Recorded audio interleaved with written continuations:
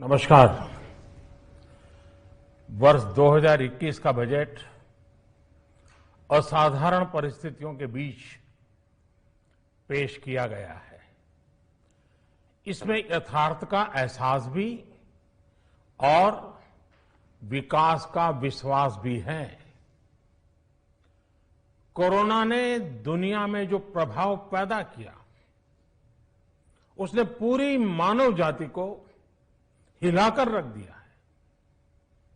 इन परिस्थितियों के बीच आज का बजट भारत के आत्मविश्वास को उजागर करने वाला है और साथ ही दुनिया में एक नया आत्मविश्वास भरने वाला है। आज के बजट में आत्मनिर्भरता का विजन भी है और हर नागरिक, हर वर्ग का समावेश भी है। हम इस बजट में जिन सिद्धांतों को लेकर चले हैं वो हैं ग्रोथ के लिए नए अवसरों, नई संभावनाओं का विस्तार करना, युवाओं के लिए नए अवसरों का निर्माण करना, मानव संसाधन को एक नया आयाम देना, इंफ्रास्ट्रक्चर निर्माण के लिए नए नए क्षेत्रों को विकसित करना, आधुनिकता की तरफ आगे बढ़ना, नए सुधार लाना। साथियों, नियमों और प्रक्रियाओं को सरल बनाकर आम लोगों के जीवन में ईज ऑफ लिविंग को बढ़ाने पर इस बजट में जोर दिया गया है।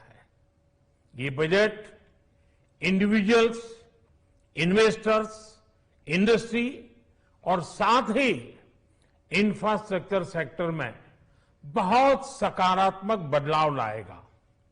मैं इसके लिए देश की वित्त मंत्री निर्मला जी को और उनके साथी मंत्री अनुराग जी और उनकी टीम को बहुत बहुत बधाई देता हूं।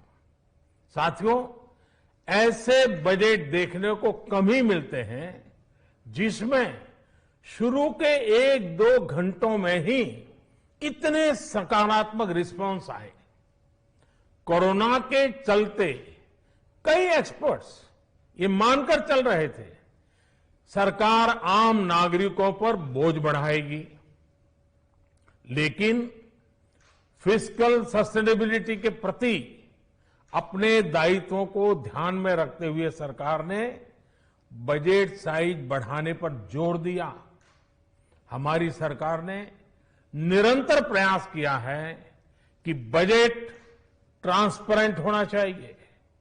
मुझे खुशी है कि आज अनेक विद्वानों ने इस बजट की ट्रांसपेरेंसी की सराहना की है। साथियों, भारत कोरोना की लड़ाई में रिएक्टिव होने के स्थान पर हमेशा ही प्रोएक्टिव रहा है। चाहे वो कोरोना के काल में किए गए रिफॉर्म्स हो या फिर आत्मनिर्भर भारत का संकल्प, इसी प्रोएक्टिवनेस को बढ़ाते हुए आज के बजट में भी रिएक्टिव का नामो निशान नहीं है। साथ ही हम एक्टिव पर, स्टेटस को पर भी अटके नहीं हैं और हमने इस बजट में भी प्रोएक्टिव बजट देकर के देश के सामने प्रोएक्टिव होने का संदेश दिया है। यह बजट उन सेक्टर्स पर विशेष रूप से केंद्रित है जिनसे वेल्थ और वेलनेस दोनों ही तेज गति से बढ़ेंगे, जान भी जहान भी। इसमें एमएसएमईज और इंफ्रास्ट्रक्चर पर विशेष रूप से जोर दिया गया है। इसी तरह ये बजट जिस तरह से हेल्थ केयर पर केंद्रित है वो भी अभूतपूर्व है। ये बजट देश के हर क्षेत्र में विकास यानी ऑल राउंड डेवलपमेंट की बात करता रहता है। खास तौर पर मुझे खुशी है कि इस बजट में दक्षिण के हमारे राज्य, पूर्वोत्तर के हमारे राज्य और उत्तर में लेह लद्दाख जैसे क्षेत्रों में विकास पर विशेष ध्यान दिया है। ये बजट भारत के कोस्टल स्टेट्स जैसे तमिलनाडु, केरल, पश्चिम बंगाल, इनको एक बिजनेस पावर हाउस बनाने की दिशा में एक बड़ा कदम उठाए। नॉर्थ ईस्ट के राज्य जैसे असम के अनएक्सप्लोर्ड पोटेंशियल को टैप करने में बजट बहुत बड़ी मदद करेगा। इस बजट में जिस तरह से रिसर्च एंड इनोवेशन इकोसिस्टम पर बल दिया गया है, जो प्रावधान किए गए हैं, उनसे हमारे युवाओं को ताकत मिलेगी। भारत उज्जवल भविष्य के लिए बहुत ठोस कदम रखेगा। साथियों, देश के सामान्य मानवी का, महिलाओं का जीवन आसान बनाने के लिए उनके स्वास्थ्य, स्वच्छता, पोषण, शुद्ध जल और अवसरों की समानता, इस पर इस बजट में विशेष बल दिया गया है। बजट में इंफ्रास्ट्रक्चर पर खर्च में अभूतपूर्व वृद्धि के साथ साथ कई व्यवस्थागत सुधार किए गए हैं, जिसका बहुत बड़ा फायदा देश में ग्रोथ और जॉब क्रिएशन, रोजगार के लिए बहुत लाभ होगा। देश में एग्रीकल्चर सेक्टर को मजबूती देने के लिए, किसानों की आय बढ़ाने के लिए इस पर बजट में बहुत जोर दिया गया है। कई प्रावधान किए गए हैं। एग्रीकल्चर सेक्टर में किसानों को और आसानी से और ज्यादा ऋण मिल सकेगा। देश की मंडियों को यानी एपीएमसी को और मजबूत करने के लिए, सशक्त करने के लिए एग्रीकल्चर इंफ्रास्ट्रक्चर फंड से मदद का प्रावधान किया गया है।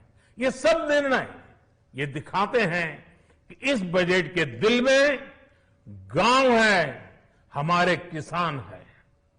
एमएसएमई सेक्टर को गति देने के लिए, रोजगार के अवसर बढ़ाने के लिए इस बार एमएसएमई सेक्टर का बजट भी पिछले साल की तुलना में 2 गुना से ज्यादा कर दिया गया है।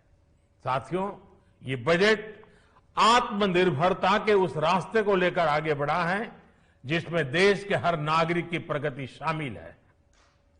ये बजट इस दशक की शुरुआत की एक मजबूत नींव रखने वाला बजट है। सभी देशवासियों को आत्मनिर्भर भारत के इस महत्वपूर्ण बजट के लिए मैं बहुत बहुत शुभकामनाएं देता हूं।